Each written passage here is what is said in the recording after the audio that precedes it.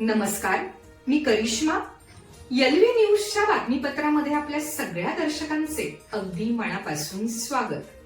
आपण पाहत आहात एलव्ही न्यूज.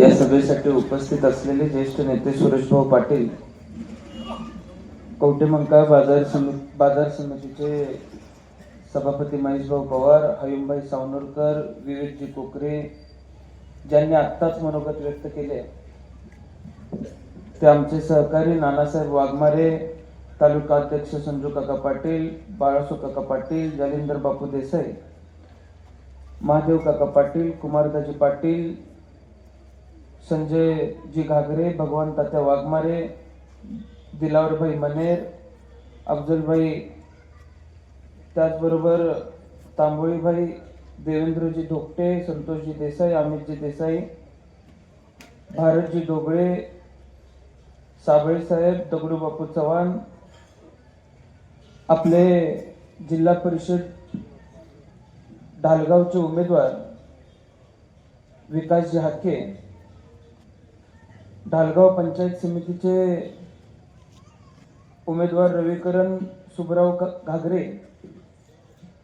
आणि त्याचबरोबर आपल्या गटातील दुसऱ्या गणातील पंचायत समितीचे उमेदवार वामनजी कदम, व्यासपीठावरील सर्व मान्यवर, माझ्या समोर उभा असलेले सर्व वडीलधारी मान्यवर, माझे सर्व तरुण सहकारी, पत्रकार बंधू आणि भगिनींनो, मी आज सर्वप्रथम शेंडगे बापूंना, स्वर्गीय नानासाहेब सगरे, स्वर्गीय अण्णा, स्वर्गीय आबांना आणि या परिसराच्या विकासासाठी ज्यांनी योगदान दिलं त्या हाके बापूंना, आणि त्याचबरोबर महाराष्ट्राच्या माजी उपमुख्यमंत्री आदरणीय अजितदादांना आपल्या सर्वांच्या वतीने आणि मतदारसंघाच्या वतीने भावपूर्ण श्रद्धांजली अर्पित करतो.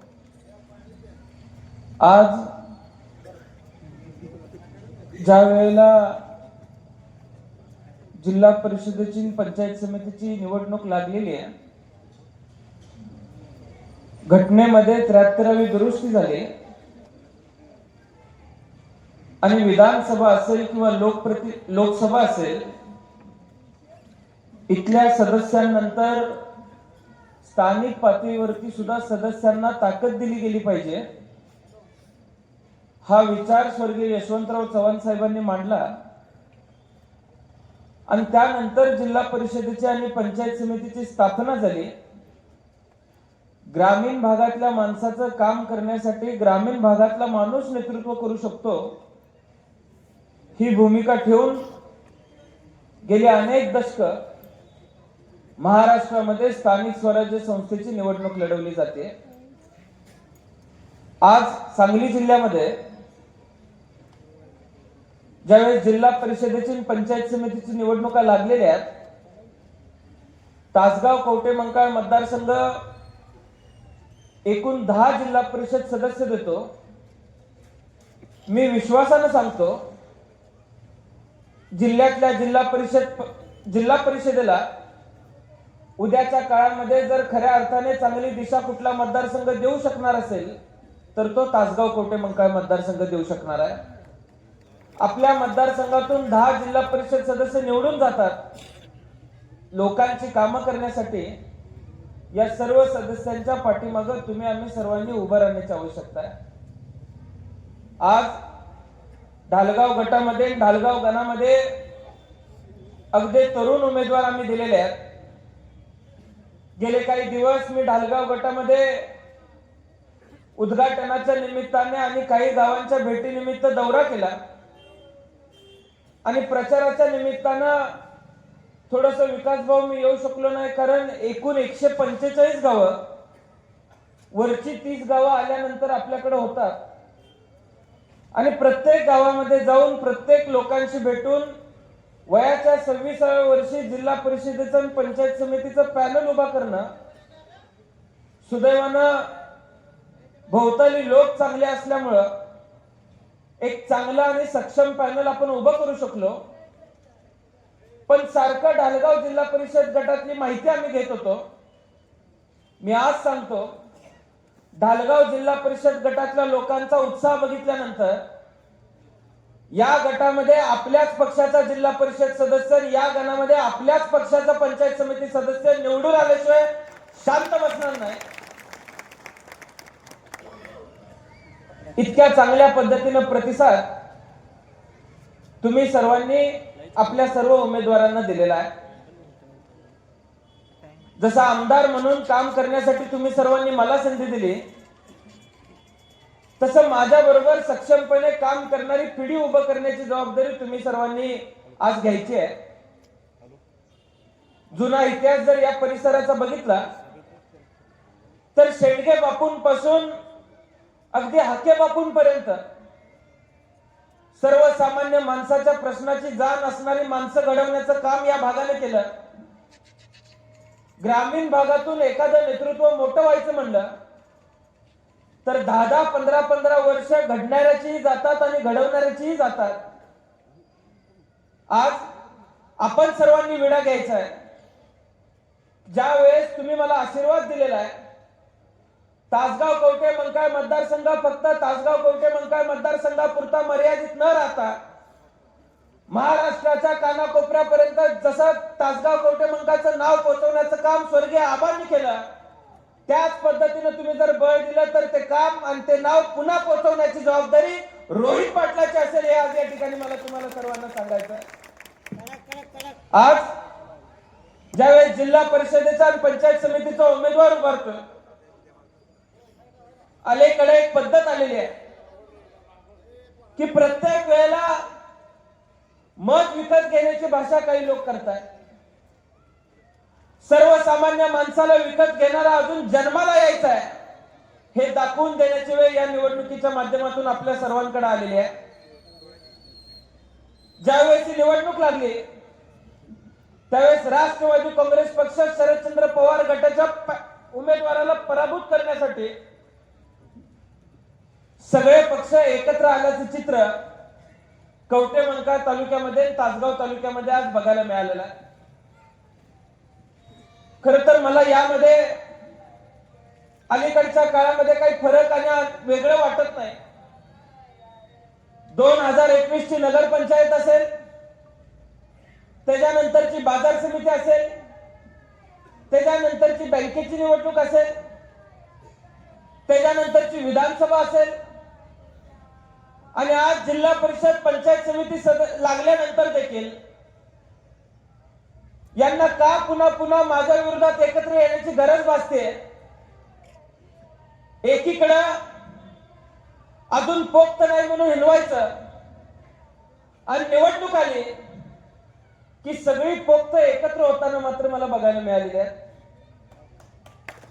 मी आज सांगतो, आजपर्यंत झालेल्या प्रत्येक निवडणुकीमध्ये या मतदारसंघातल्या लोकांनी छातीचा कोट करून माझं संरक्षण करण्याचं काम केलेलं आहे. या मतदारसंघातल्या सर्वसामान्य माणसासाठी अगदी वयाच्या 16व्या वर्षीपासून आपल्या आयुष्यातले क्षण वेचण्याचं काम मी केलेलं आहे.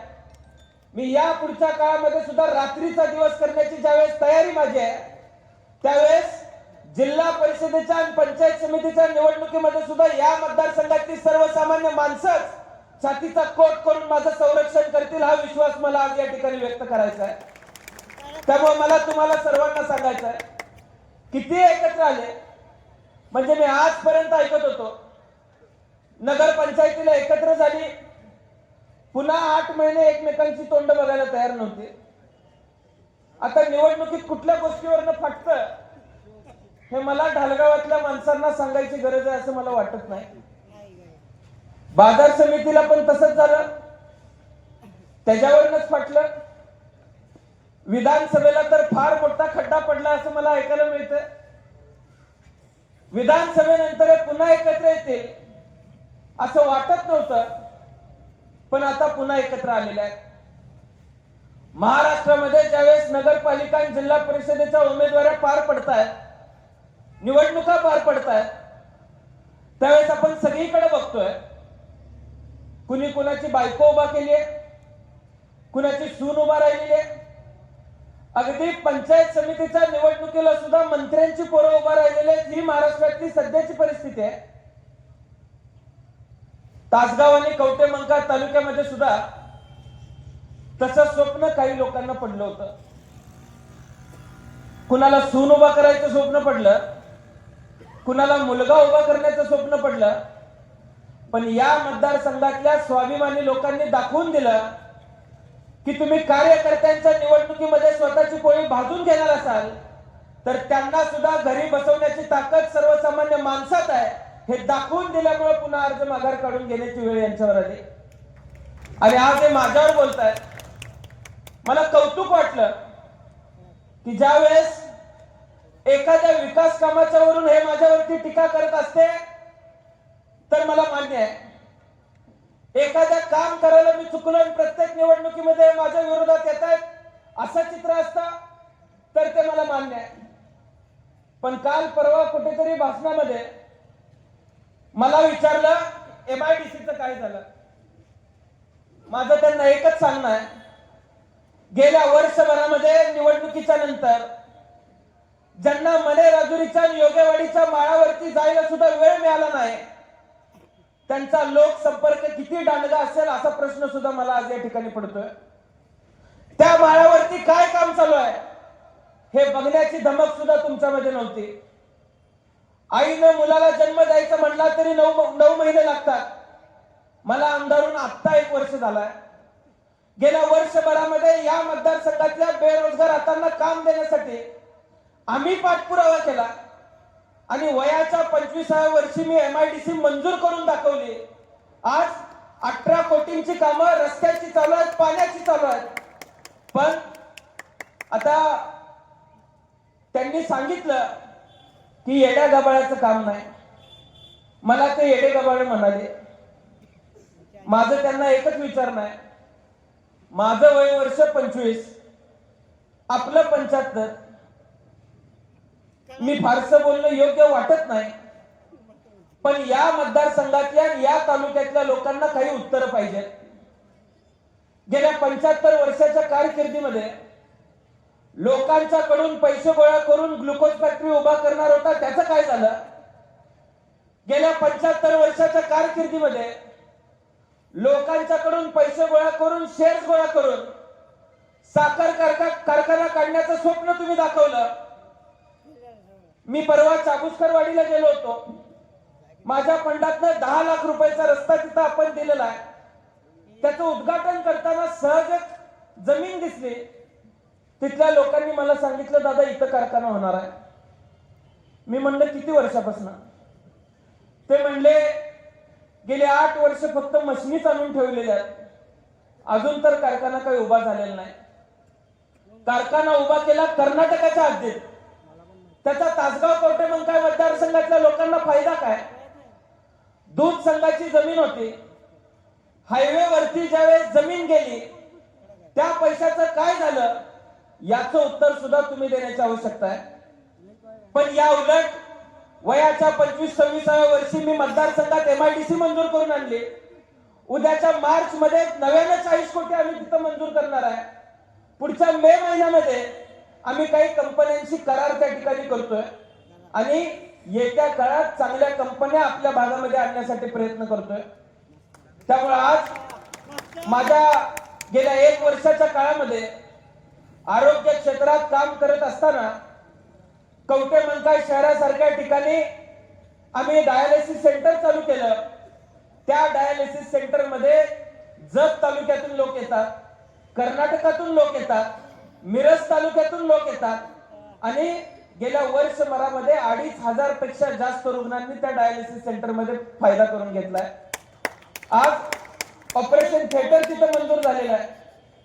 मी सहज एक किस्सा सांगतो. फाकडे नावाचे एक व्यक्ती ग्रहस्थ होते कुच्चीचे. त्यांचा मला फोन यायचा की कवठेमंकाळचं प्रसूतीगृह कुठल्याही परिस्थितीत एप्रिल महिन्याच्या आत चालू झालं पाहिजे. मलाही कुतूहल होतं की एखादी सर्वसामान्य व्यक्ती आपल्याला का फोन करते आणि एप्रिल महिन्याच्या आतच चालू झालं पाहिजे अशी म्हणते. मग मला कळालं. मी सहजच त्यांना प्रश्न विचारला, एप्रिलच्या आतच का करून घ्यायचा आहे. तर ते म्हणले एप्रिल मध्ये बायकोला डिलिव्हरीची तारीख सांगितल्या आणि ती कुठल्याही परिस्थितीमध्ये पहिली कवठेमंकाळमध्ये माझ्या बायकोची डिलिव्हरी झाली पाहिजे. इचलकरंजीचा कॉन्ट्रॅक्टर होता, 2.5 कोटी रुपये आम्ही मंजूर करून घेतले आणि मार्च महिन्यामध्ये काम पूर्ण करून घेतल्यानंतर त्या प्रसूतीगृहामध्ये एप्रिलमध्ये पहिली डिलिव्हरी कुचितली झाली, याचा अभिमान सुद्धा मला आज या ठिकाणी आहे. त्यामुळं काम करणाऱ्या लोकांच्या पाठीमागं तुम्ही विधानसभेला उभं राहिला, मी कामच करून दाखवलेलं आहे. आज मतदारसंघामध्ये पाण्याचा प्रश्न मोठा आहे, गंभीर आहे, पण तो सुद्धा प्रश्न टेंबूच्या माध्यमातून, म्हैसाळच्या माध्यमातून, अगदी चुडेकिंडी गावासारख्या गावामध्ये टेंबू योजनेचं पाणी येत असताना कुठल्याही तज्ञाला तुम्ही विचारलं, एखाद्या गावामध्ये एक योजना दिल्यानंतर ओव्हरलॅप करून दुसरी योजना देता येत नाही, पण तरी सुद्धा चुडेकिंडीला म्हैसाळचं पाणी देण्यासाठी टेंडर निघालेला आहे. आज चुडेकिंडी सारख्या गावाला सुद्धा, डोंगरदऱ्यातल्या गावाला सुद्धा पाणी देण्याचं काम जर तुम्ही मला ताकद दिली तर निश्चितपणे यापेक्षाही चांगलं काम करून दाखवण्याची धमक ही आबांच्या मुलामध्ये हे सुद्धा पुढच्या 5 वर्षामध्ये मी आपल्याला सर्वांना दाखवून देईन. त्यामुळं आज आपण सर्वजण बघतोय, कुठल्या ना कुठल्या माध्यमातून यायचं आणि माझी कामं अडवायचा प्रयत्न करायचा, होणाऱ्या कामांमध्ये कशी आडकाठी घालायची हा प्रयत्न करायचा, पण मी कशाची तमा न बाळगता सर्वसामान्य माणूस हाच माझ्या राजकारणाचा कायमस्वरूपी केंद्रबिंदू राहील हे लक्षामध्ये ठेवून काम करण्याचा प्रयत्न केला. उद्याचा जिल्हा परिषद सदस्य, उद्याचा पंचायत समितीचा सदस्य गावगाड्यातल्या लोकांच्या पेन्शनची कामं करेल, गावगाड्यातल्या लोकांना घरकुल देईल, याची जबाबदारी मी माझ्या शिरावरती घेऊन त्या ठिकाणी तुम्हाला सर्वांना विनंती करेन की आपला उमेदवार विकास हाके नाही, आपला उमेदवार घागरे नाही, आपला उमेदवार रोहित पाटील आहे हे समजून तुम्ही उद्याच्या निवडणुकीमध्ये मतदान करायचं आहे. आणि उद्याच्या निवडणुकीमध्ये तुम्ही या लोकांना बळ दिलं तर मी निश्चितपणाने सांगतो की तुम्ही माझ्यासारख्या एका कार्यकर्त्याला ताकद दिली तर चांगलं काम या भागामध्ये करून दाखवण्याचं स्वप्न आज माझं आहे. आज रस्त्यांची कामं आहेत. गेल्या वर्षभरामध्ये अत्यंत प्रतिकूल परिस्थितीतून आपण सर्वांनी रस्त्यांची कामं पूर्ण करण्यासाठी पाठपुरावा केला, पण कॉन्ट्रॅक्टर आत्महत्या करतायत. अशा परिस्थितीमध्ये सुद्धा येत्या काळामध्ये मार्च मध्ये ढालगाव ढालेवाडी असेल, आरेवाडीतले असतील, या परिसरातल्या सर्व रस्त्यांची कामं मंजूर केल्याशिवाय मी स्वस्थ बसणार नाही हा शब्द सुद्धा मी आज या ठिकाणी तुम्हाला देतो. आणि त्यामुळं आपल्या भागातली वेगवेगळी कामं बघितली. पाणी आले, ते पाणी उचलायसाठी वीज उपलब्ध करून द्या, दिवसा 8 तास वीज मिळाली पाहिजे, शेतकऱ्यांची भावना होती. ती मागणी लक्षामध्ये घेत दुधे 22 सारख्या ठिकाणी आम्ही नवीन 33/11 केव्हीचं सबस्टेशन मंजूर केलं. त्याची जागा सुद्धा कंपाऊंड एमएससीबीनं मारलेली आहे. लवकरच तिथं सुद्धा काम आम्ही चालू करतोय. आज भौतिक सुविधांच्या बाबतीत शाळा चांगल्या होत आहेत, डॉक्टर चांगले आहेत. मला ढालगाव आणि नागर या दोन्ही दवाखान्यांचा मनापासून अभिमान आहे. सांगली जिल्ह्यामध्ये ज्या 2 PHC सगळ्यात जास्त चांगल्या चालतात ते या जिल्हा परिषद गटातल्या चालतात. आणि येत्या काळामध्ये या दोन्ही दवाखान्यांना काही कमी न पडून देण्याचा शब्द सुद्धा मी इथल्या सर्वसामान्य लोकांना देतो.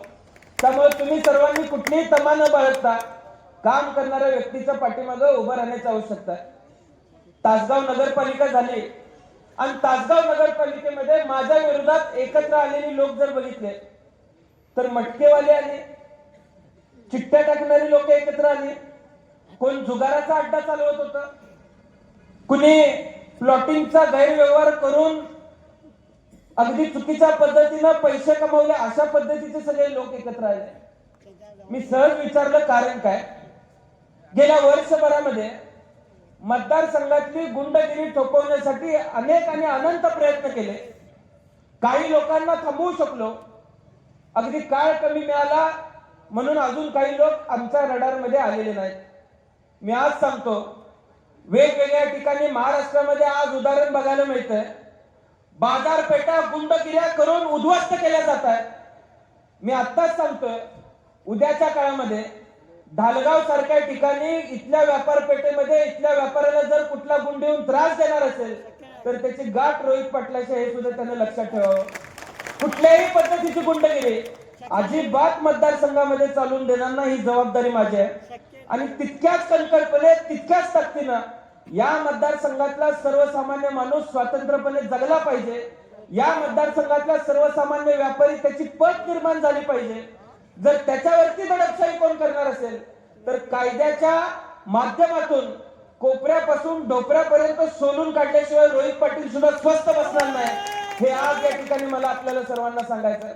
त्यामुळं येत्या काळामध्ये सर्वसामान्य शेतकऱ्याला न्याय देण्यासाठी, सर्वसामान्य माता भगिनींना न्याय देण्यासाठी, तरुणांच्या स्वप्नांना बळ देण्यासाठी तुम्ही सर्वजण आमच्या पाठीशी उभे राहा, एवढीच विनंती, एवढंच आव्हान मी आज या ठिकाणी करतो.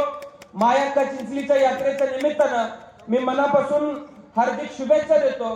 गेलेले सर्व यात्रेकरू असतील, प्रवासी असतील, त्यांचा प्रवास सुखद हो या सदिच्छा व्यक्त करतो.